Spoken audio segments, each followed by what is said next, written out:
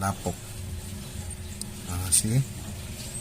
So mao ni siya usa nga rason nganong ang RPM nimo is kusog, no?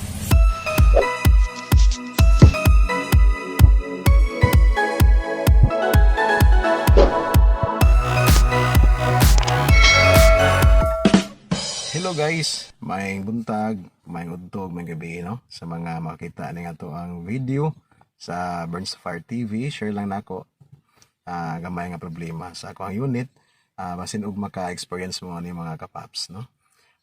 Problema is taas ang RPM. Taas kay ang RPM nasa mga 1,000 kapin, which is dili siya normal. Kay usually naragi na sa mga 800 or mga 800 kapin or 700 kapin. Ay nga na yung RPM. Tapos kung i-on mo ang aircon, so posible ana niya is musaka ang RPM. So ang hitabuan ni kung atong i-on ang aircon is mo drop siya. So minsahi nga adunay problema sa throttle body. Siguro limpyuhanan or sa IEC valve mga kapaps, no? So ato i-try og on para makita sa ninyo. Nagasignal man. So kana makita na to mga kapaps nga nagindikit gid siya, no, 1,000 kapin kani makita ninyo mo na siya to ang RPM. So 1,000 kapin, which is wala pa na siya nag aircon. So atong i-on ang aircon. So makita ninyo, no, nga ni drop gid siya. Ni drop na siya sa mga 900 kapin, which is dili siya normal. Kay kung normal pa ni siya, musaka gid na yang RPM mga kapaps. Subok na mga yung aircon, problema lang is siya ang RPM. Limpyuhanan siguro ang throttle body. So atong buhaton mga kapaps, atong try og limpyo ang throttle body, tapos ato ang limpyuhan sad ang IAC valve, no? Pasin og dunay problema. So atong di-off ang aircon. So makita ninyo 1,000 kapin. Atong i-on ang aircon. Mo drop.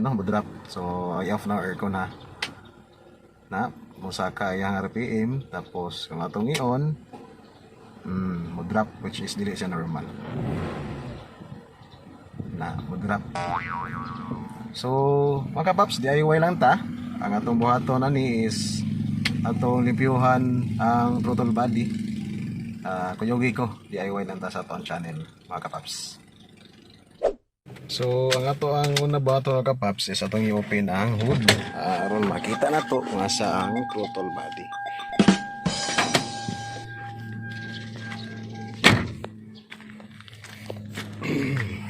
Medyo init kayo, no?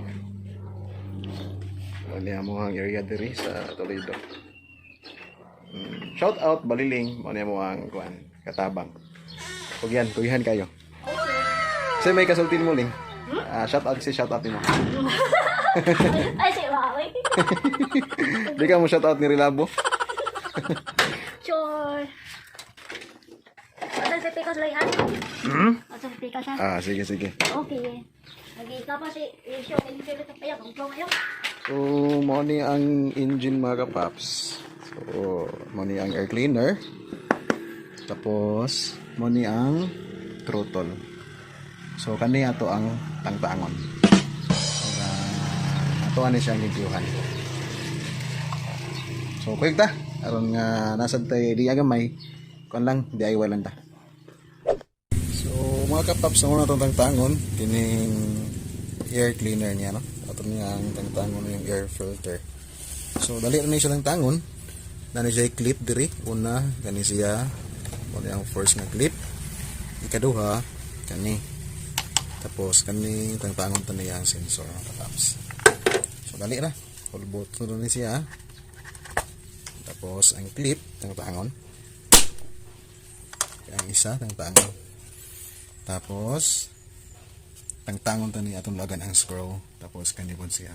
So, gamit lang ta ng screwdriver mga kapaps. One hand lang sa taron. Luagakan. Tapos kani, lugakan sad.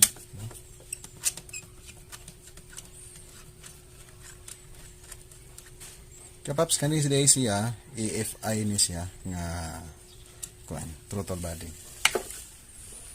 So dili ni siya carburetor, EFI ni siya Toyota Corolla Love Life no, 4 EFE engine mga kapaps. So ato ning tangtangon.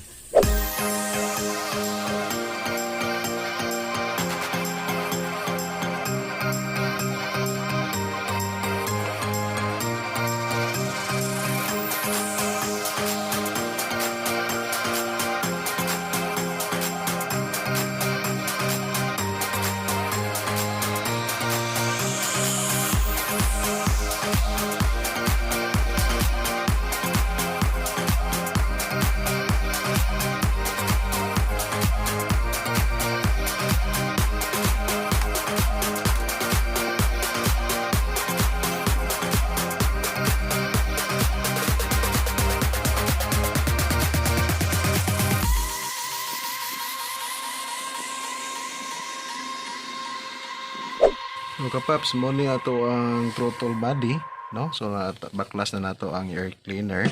So as you can see, makita nato diri nga limpyo siya nga portion, pero once ato na siyang i-open, makita nato din ha kung unsa na siya ka hugaw, no? So mao na ato ang buhaton mga kapaps. Ato ni baklason ang iyang throttle body, tapos ato ang limpyuhan.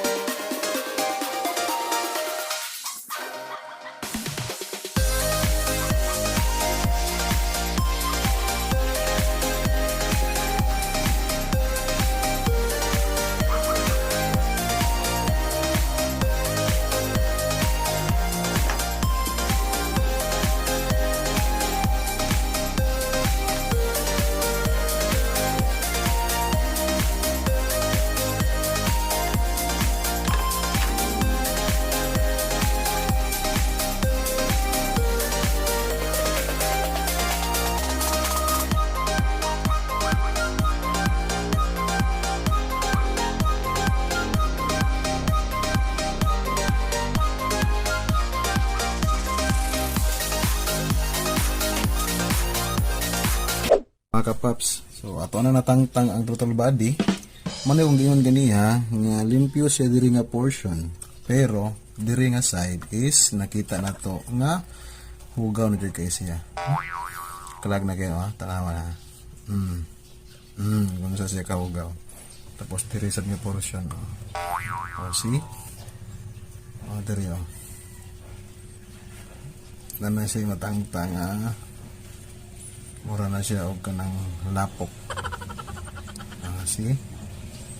So mao ni siya usa nga rason nganong ang RPM nimo is kusog, no? Na siya sa mga 1000 kapin. High RPM is ang tawag na mga kapap. So dili siya normal, kaya normal na ra sa mga 800. So ato ani try og limpyo ang throttle body, tapos ang iyahang IEC valve ato sa ning limpyuhan mga kapaps.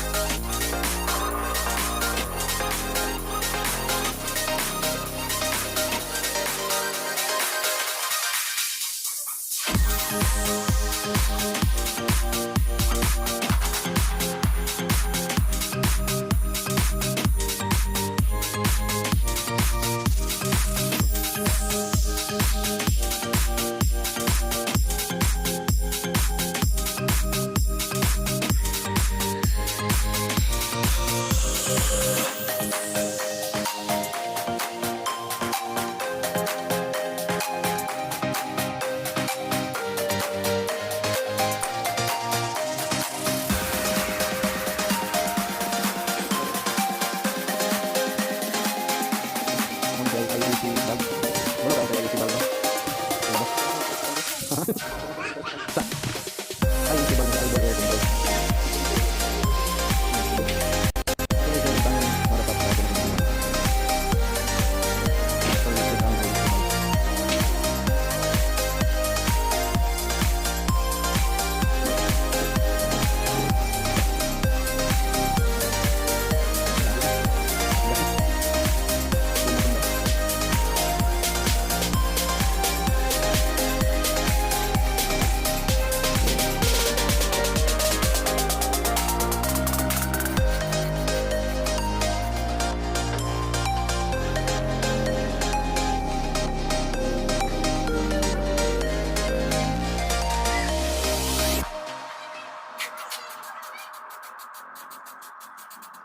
Kinanglan ka paps na mo'y throttle body cleaner, and mass airflow cleaner. So mo na itong ipalit sa Shopee. So mapalit na niya siya. Order na mo sa Shopee. Palimpyo gini siya. Medyo halang niya siya kay murag alcohol.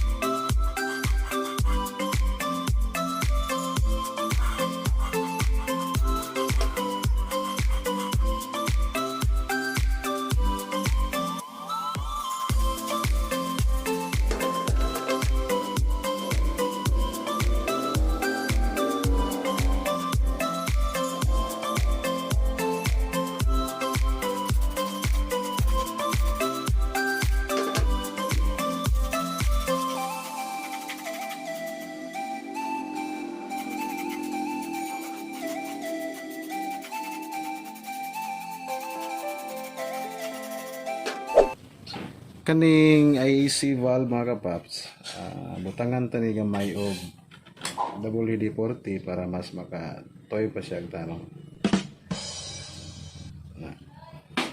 Para maka-circular gid siya klasa niya.